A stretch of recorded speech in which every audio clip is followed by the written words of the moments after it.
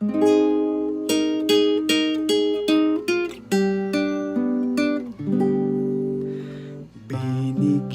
ng buhay tayong mga tao, papaano't bakit hindi natin alam?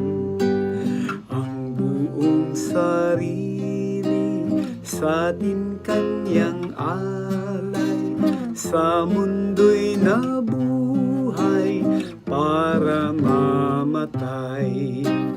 At nang dahil dito ay naging malaya tayong mga tao, kanyang iniligtas. Nagdanas ng hirap at mga pasakit upang sa ating sala tayo'y maligtas.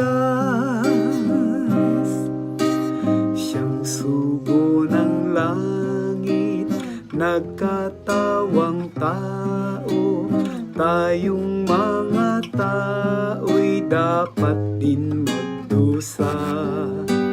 Buhay at pag-ibig ilaan kay Kristo, na iwang gawain ay ating tugtin. Ang buhay ni Kristo sa di inialay, at ang buhay niya ay buhay na rin natin. Sino man sa atin sumunod kay Kristo ay kanyang biyaya'y tatama sa